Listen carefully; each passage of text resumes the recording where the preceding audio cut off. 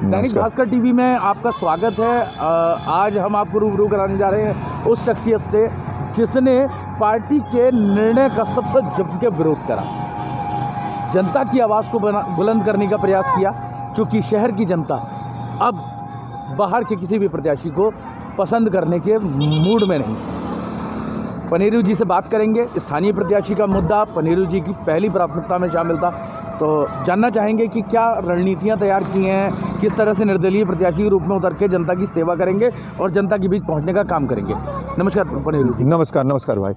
पनेरू जी, सवाल करना चाहूँगा, निर्दलीय प्रत्याशी के रूप में आपने पर्चा खरीद लिया है, कब नामांकन करने जा रहे हैं, कब से तैयारी शुरू करेंगे? देखिए 27 तारीख को मैं नॉमिनेशन करूँगा और पार्टी ने जिसको टिकट देना था वो दे दिया।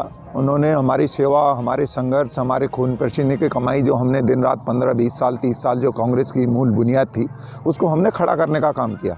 पार्टी ने हमें नहीं समझा और बड़े बड़े प्रलोभनों के कारण दूसरे व्यक्ति को टिकट दे दिया, और जिसने 10-15 साल पार्टी के लिए खून पसीने से एक किया उसकी सेवा को नहीं समझा और निश्चित रूप से उन्होंने उसको टिकट दे दिया। मैं जनता की अदालत में हूँ, मैं जनता से आशीर्वाद मांग रहा हूँ। लगातार आज भी कुरैया, सहजना, छिनकी, मिलक, चकौनी, गितपुरी, दोपहरिया, पंतपुरा सब जगह घूम के आ रहा हूँ और अब शांतिपुरी को जा रहा हूँ। और निश्चित रूप से मुझे ऐसा लगता है कि जनता का आशीर्वाद जिसने, देखिए अगर हरीश पनेरू, मैं ये नहीं कहता हूँ किच्छा विधानसभा में कोई तो सक्षम व्यक्ति होगा, जो यहाँ से विधायक बनने लायक क्या कोई व्यक्ति नहीं है। पिछली बार पैरासूट उतार दिया गया, इस बार पैरासूट उतार दिया गया। तो निश्चित रूप से अगर संघर्ष की भावना को कहीं दबाया जाता है तो मुझे ऐसा लगता है कि आने वाले टाइम में पूरे 5 साल फिर कोई जनप्रतिनिधि जनता की आवाज़ को नहीं उठाएगा, क्योंकि लोग कहेंगे हरीश पनेरू दिन रात दरी बिछाता था, थाने से, तहसील से, एसडीएम से, डीएम से, सबसे लड़कर जनता के काम कराता था। और अगर आज उसकी बात को जनता गले नहीं लगाती है तो निश्चित रूप से आने वाले समय में किच्छा के अंदर लोग ये सोचेंगे, राजनीतिक लोग, कि संघर्ष करने का कोई फायदा नहीं है, हिटलर शाही का शासन होगा। लोग चुनाव के टाइम पर आएंगे और जनता से वोट लेंगे, उसके बाद अपने स्वार्थों में लिप्त हो जाएंगे। तो इसलिए मुझे जनता की अदालत में जाने का निर्णय लिया है मैंने, और मुझे विश्वास है कि किच्छा की जनता जो स्थानीय मुद्दे, स्थानीय विधायक थाने से, तहसील से, जिसको आराम से पकड़ दे, छोटा राज्य बन गया, विधायक की पकड़ जनता तक, आम आदमी तक हो, वैसा विधायक किच्छा की जनता को चाहिए। निश्चित रूप से मुझे ऐसा विश्वास है कि किच्छा की जनता मेरे साथ न्याय करेगी और मुझे न्याय के रूप में, मुझे जनता पर भरोसा है, जनता मुझे न्याय देगी और 2022 में मेरी विजयश्री प्राप्त। पनेरू जी, 2 बड़े चेहरे आपके सामने हैं, क्षेत्रीय विधायक राजेश शुक्ला, दूसरा चेहरा बड़ा जिसे कहेंगे 2 बार के कैबिनेट मंत्री भी हैं, विधायक भी हैं, रुद्रपुर से चुनाव भी जीते हैं कई बार। तो इन दोनों चेहरों को आप किस तरह से लेते हैं और किस तरह से इनके सामने आप अपनी जीत सुनिश्चित करेंगे?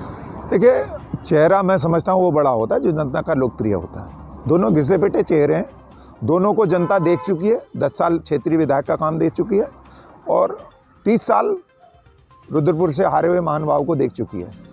और इन लोगों का इतिहास रहा है कि इन्होंने कभी जनता की दिलों की राजनीति नहीं करी है। जनता को बलगवाने का, जनता को झूठ फरेब करने का, जनता के सुख दुख में जाने का काम नहीं किया है। निश्चित रूप से किच्छा की जनता भय मुक्त, भ्रष्टाचार मुक्त, लोगों ने, जिन्होंने भ्रष्टाचार के इतने बड़े बड़े महल खड़े हैं, जिनके भ्रष्टाचार के बल पर, जिनके पास कुछ भी नहीं था, आज उन्होंने अरबों खरबों की संपत्ति है। तो निश्चित रूप से किच्छा की जनता जानती है। हमारे एक साथी ने कहा था, जो हमारे स्थानीय प्रत्याशी के रूप में जो हमारे मांग उठा रहे थे, उन्होंने कहा था कि टिकट में बहुत बड़ा घपला हुआ, वो मैं उसके लिए अलग से प्रेस करूँगा। और निश्चित रूप से पैसे के बल पे, धन बल के आधार पर जनबल को नहीं जीता सकता। जनता की आवाज़ बनना पड़ेगा, जनता के मुद्दों को उठाना पड़ेगा, जनता के सुख दुख में जाना पड़ेगा। तो मुझे नहीं लगता कि कोई मेरे लिए चैलेंज है।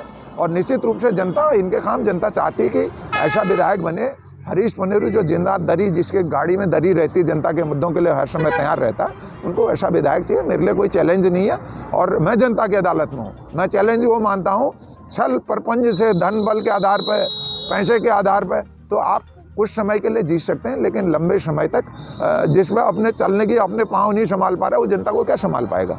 तो निश्चित रूप से मुझे ऐसा लगता है कि जनता युवा भविष्य चाहती है। किच्छा आदर्श विधानसभा बनाने के लिए, भ्रष्टाचार मुक्त उत्तराखंड को जिंदा रखने के लिए, हमने इस राज्य की लड़ाई को इसलिए लड़ा था कि राज्य खुशहाल होगा, अच्छा विकास होगा, अच्छे लोग आएंगे, अधिकारियों में खुशहाली होगी, भाई मुक्त होगा, वो कुछ भी नहीं मिला। तो किच्छा की विधानसभा, मैं एक राज्य आंदोलनकारी के नाते भी उत्तराखंडियत को जिंदा रखने के लिए निश्चित रूप से मुझे लगता है कि इससे बड़ी कोई मिसाल नहीं है और किच्छा विधानसभा आदर्श विधानसभा उत्तराखंड राज्य में बनेगी।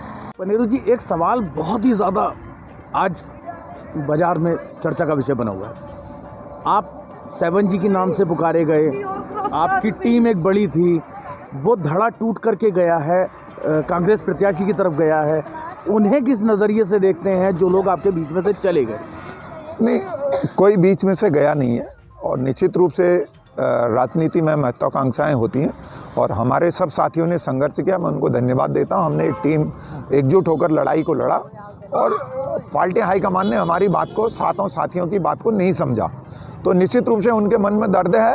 अब कौन, मेरे समझ से कोई नहीं। कल हम लोग मीटिंग में बैठे थे, उसमें तय हुआ कि सुरेश पपनेजा जी और हरीश पनेरू जी दोनों नामांकन पत्र खरीदेंगे और मैंने उस क्रम में नामांकन पत्र खरीदा है। अगर मेरे साथी को किसी को कष्ट होगा तो वो मुझसे कहेगा और निश्चित रूप से मैं तो किसी को भी लड़ाने को तैयार हूँ।